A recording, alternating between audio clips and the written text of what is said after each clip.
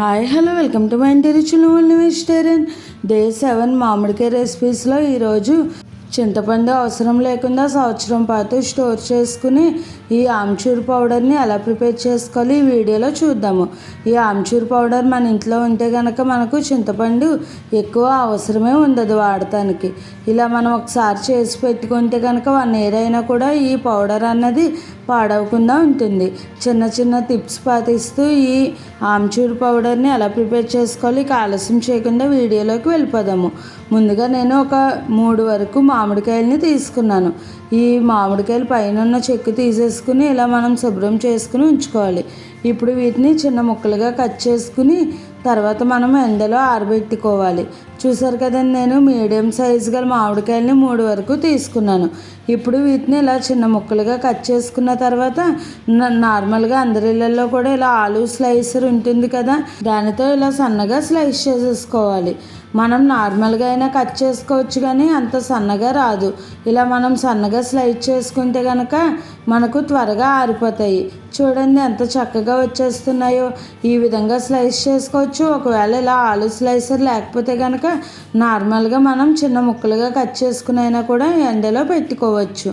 ఈ విధంగానే ఈ మామిడికాయ ముక్కలు అన్నిటినీ కూడా సన్నగా ఇలా నేను కట్ చేసేసుకుని పెట్టుకున్నాను.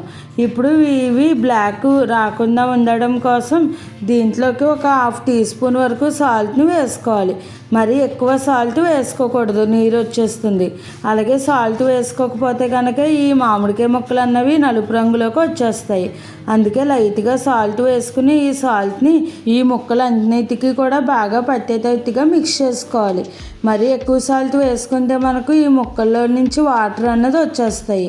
అందుకని చాలా లైట్గా వేసుకుని ఇప్పుడు వీటిని ఒక కవర్ పైన వేసుకుని ఇలా ఎండలో ఆరబెట్టేసుకోవాలి. ఒక 2-3 రోజులకి మనకు చక్కగా ఆరిపోయి ఉంటాయి. చూడండి, నాకైతే ఒక 3 రోజులకి మామిడికాయ ముక్కలు ఇలా డ్రై అయిపోయి ఉన్నాయి. ఇవి క్రిస్పీగా రావాలి, కానీ ఒక్కొక్కసారి ఇవి బాగా క్రిస్పీగా రావు. ఇలా ఉంటే కనుక మనకు ఆమ్చూర్ పౌడర్ అన్నది పొడి పొడిగా రాదు. అందుకని వీటిని ఒక్కసారి డ్రై రోస్ట్ చేసుకుని పౌడర్ చేసుకుంటే కనుక మనకు ఆమ్చూర్ పౌడర్ అన్నది చక్కగా పొడి పొడిగా పౌడర్ లాగా వస్తుంది. దీనికోసం స్టవ్ పైన కడాయి పెట్టుకుని కడాయి హీట్ అయిన తర్వాత ఈ మామిడికాయ ముక్కలు అన్నిటినీ కూడా వేసేసుకోవాలి. మీడియం టు లో ఫ్లేమ్లో ఈ మామిడికాయ ముక్కలు అన్నిటినీ కూడా దోరగా వేయించుకోవాలి.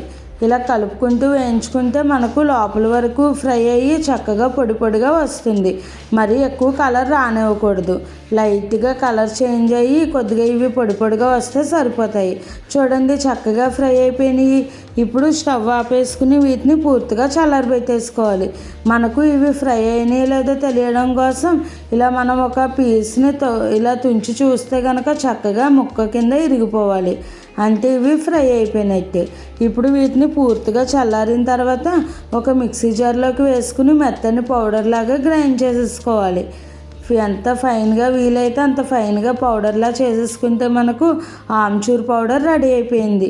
చూడండి, చక్కగా రెడీ అయిపోయింది.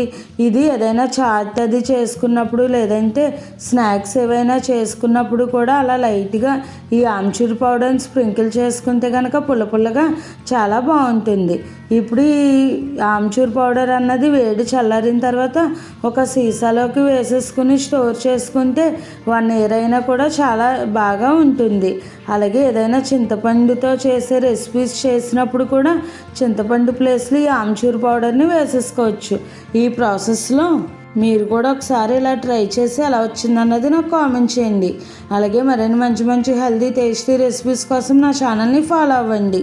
ఈ రెసిపీ కనుక మీకు నచ్చినట్టయితే లైక్ చేసి షేర్ చేసి కామెంట్ చేసి నా ఛానల్ సబ్స్క్రైబ్ చేసుకుని పక్కనే ఉన్న బెల్ ఐకాన్ క్లిక్ చేయడం మర్చిపోకండి. Thanks for watching.